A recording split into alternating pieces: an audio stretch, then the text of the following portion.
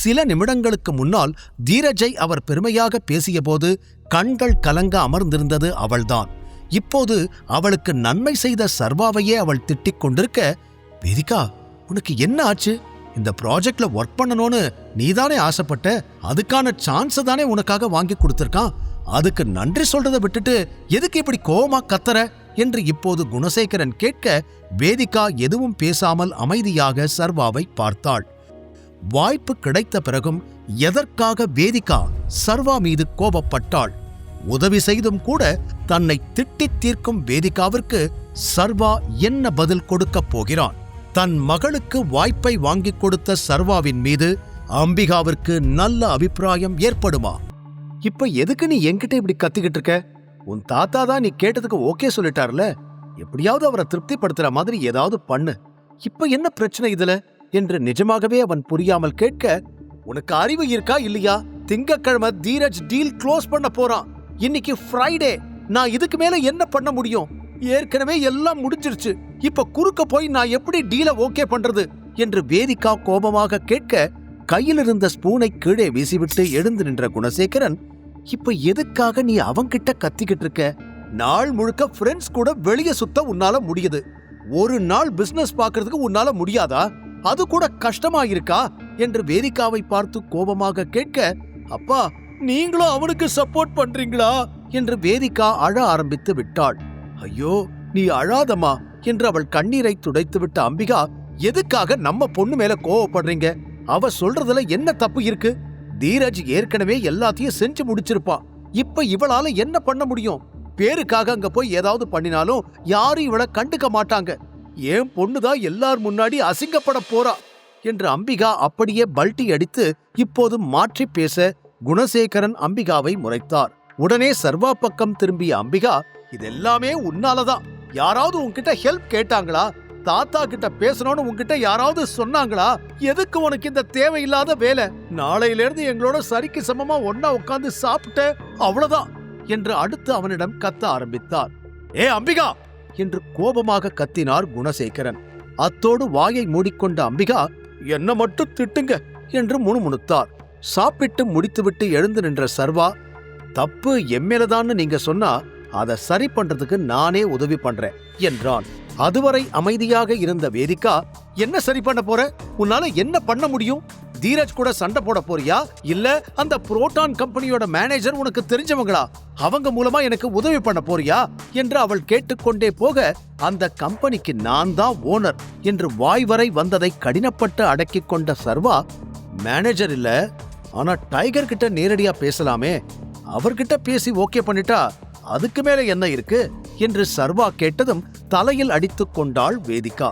அம்பிகா இன்னொரு பக்கம் ஏதோ பெரிய காமெடியை கேட்டது போல சத்தமாக சிரித்துவிட்டு, ஆமாமா, டைகர் உன் பக்கத்து வீட்டுக்காரர் இல்ல, நீ போய் கேட்ட உடனே உன் கூட வந்து பேசி டீல சைன் பண்ண போறாரு பாரு என்று அவர் சிரித்துக் கொண்டே சொல்ல, அம்பிகா, யார பத்தி பேசுறோன்னு தெரிஞ்சு பேசு, இப்படிதான் சத்தமா பேசுவியா என்று அவரை அதட்டினார் குணசேகரன். நான் தான் டைகர்னு தெரியாம மாறி மாறி எல்லாரும் இவ்ளோ பயப்படுறாங்களே என்று மனதிற்குள் நினைத்த சர்வாவிற்கு சிரிப்புதான் வந்தது. அவன் சொன்னதுல என்ன தப்பு இருக்கு? எல்லார்கிட்டையும் பேசுறதை விட நேரடியா டைகர் கிட்ட பேசினா வாய்ப்பு இருக்குன்னு அவன் சொல்றான். அவனுக்கு டைகரை பத்தி தெரியல, தெரியாம சொல்லிட்டான். அதுக்கு எதுக்கு இப்படி சிரிக்கிறீங்க என்று குணசேகரன் சர்வாவிற்காக பேசினார். அவனுக்கு தான் அறிவு இல்லைன்னா உங்களுக்குமா இல்ல? காலங்காத்தால எதையாவது பேசிக்கிட்டு இருக்காதீங்க என்று அம்பிகா கூற, நீ வாய மூடு என்று அவரை தடுத்த குணசேகரன், இங்க பாரு சர்வா, நீ நினைக்கிற மாதிரி டைகரை மீட் பண்றது அவ்வளோ ஈஸி கிடையாது. அவரா நினைச்சாதான் யாரையாவது மீட் பண்ணுவாரு. அதுவும் இல்லாம அவர் காணாம போய் ரொம்ப வருஷம் ஆகுது. இப்ப திடீர்னு வேதிகா எப்படி அவரை மீட் பண்ண முடியும் என்று குணசேகரன் கேட்டுக்கொண்டிருக்கும் பொழுதே அதற்கான பதிலை யோசித்து விட்ட சர்வா, அவரை கண்டுபிடிக்கிறது அவ்வளோ கஷ்டம் கிடையாது. காணாம போயிட்டாருன்னா அப்படியே மறைஞ்சா போயிருப்பாரு. அவருக்குன்னு ஒரு வீடு இருக்கும், எங்கேயாவது வாழ்ந்துட்டு தான் இருப்பாரு. ஒருவேளை அவரை டைரக்டா கான்டாக்ட் பண்ண முடியலனாலும் அவருடைய செக்ரட்டரி மூலமா கான்டாக்ட் பண்ணலாமே என்று சர்வா கேட்க மீண்டும் சிரித்தார் அம்பிகா. சரி, நீ போய் அவனோட அட்ரஸ கண்டுபிடிச்சு வேதிகாக்காக மீட் பண்றதுக்கு ஒரு அப்பாயின்மெண்ட் வாங்கிட்டு வா. அப்படி ஒருவேளை அப்பாயின்மெண்ட் கிடைச்சிருச்சுன்னா இந்த கழுதையை டிவோர்ஸ் பண்ணிட்டு நீ டைகரை கல்யாணம் பண்ணிக்கோ வேதிகா என்று சர்வாவிடம் ஆரம்பித்து வேதிகாவிடம் சொல்லி முடித்தார் அம்பிகா. அனைவரும் இப்படி மாறி மாறி பேசிக் கொண்டிருப்பதில் கடுப்பான வேதிகா எழுந்து, போதும், என்ன கொஞ்சம் ஃப்ரீயா விடுங்க, நான் கிளம்புறேன் என்று கூறி வெளியில் செல்ல அவள் பின்னாலே சர்வாவும் ஓடினான். சர்வா பின்னால் வருவது தெரிந்தும் கண்டு கொள்ளாமல் சென்றாள் வேதிகா. அவளிடம் டைகரை பார்க்க வேண்டுமா என்று கேட்கத்தான் சர்வா பின்னாலேயே ஓடி வந்தான். காரை எடுத்துக்கொண்டு அவன் கூப்பிட கூப்பிட காதில் வாங்காமல் அங்கிருந்து சென்று விட்டாள் வேதிகா. இவளுக்கு இருக்கிற திமிரு உலகத்துல யாருக்குமே இருக்காதுப்பா. இவளுக்கு ஹெல்ப் பண்ணணும்னு நினைச்சது ஏன் தப்புதான் என்று மனதில் நினைத்துக் கொண்டவன் தானும் தனது காரில் ஆபீஸுக்கு கிளம்பினான். வேதிகா என்ன செய்ய போகிறாள் என்ற குழப்பம் அவனுக்குள் இருந்து கொண்டே இருந்தது. அவ சொன்ன மாதிரி நான் தான் தேவையில்லாம அவளுக்கு பிரச்சனையை இழுத்து விட்டுட்டேனோ என்று யோசனை செய்து கொண்டே அலுவலகம் வந்து சேர்ந்தான். அவனுக்கு முன்னாலேயே மாயா ஒரு ஃபைலுடன் அவனுக்காக காத்திருந்தாள். கேபினை திறந்து உள்ளே வந்ததும், குட் மார்னிங் சார் என்று அந்த ஃபைலை அவனிடம் நீட்ட, என்ன என்பது போல பார்த்தான் சர்வா. நீங்க தானே எஸ்டிமேட் கேட்டிருந்தீங்க, அதான் சார், நமக்கு எவ்வளோ ஃபண்ட்ஸ் வேணும்னு இதுல டீடைல்டா இருக்கு. எவ்வளோ காஸ்ட் கட்டிங் பண்ண முடியுமோ எல்லாமே பண்ணியிருக்கேன். ஆனா அப்பவும் அமௌண்ட் கொஞ்சம் அதிகமா தான் இருக்கு என்று அவள் யோசனையுடன் கூற, அந்த ஃபைலை வாங்கி படித்த சர்வா இறுதியாக எழுதியிருந்த மொத்த பண தேவையை பார்த்தான். அதில் 7 சைஃபர்கள் இருப்பதை கவனித்தவன், மொத்தம் 6 கோடி வேணும், கரெக்டா? ஆமா சார், அமௌண்ட் கொஞ்சம் அதிகமா இருக்கு. நாம வேணும்னா லோன் அப்ளை பண்ணலாமா என்று அவள் கேட்டுக்கொண்டிருக்க, ஃபைலை திருப்பி திருப்பி பார்த்த சர்வா அவன் தேடிய இன்ஃபர்மேஷன் மட்டும் அதில் இல்லாமல் போனதில், என்ன இதுல ப்ராடக்ட் எப்படி ரெடி ஆகும்னு மென்ஷனே பண்ணல? அது நம்ம கிட்டதான் பணமே இல்லையே சார் என்று அவள் அதற்கு சம்பந்தமே இல்லாமல் பதில் சொல்ல, ப்ராடக்ட் எப்படி ரெடி ஆகும்னு கேட்டேன், பணத்தை பத்தி நான் கேட்கல. இவ்வளோ பெரிய ஃபைல்ல அந்த டீடைல் மென்ஷன் பண்ண முடியாதா?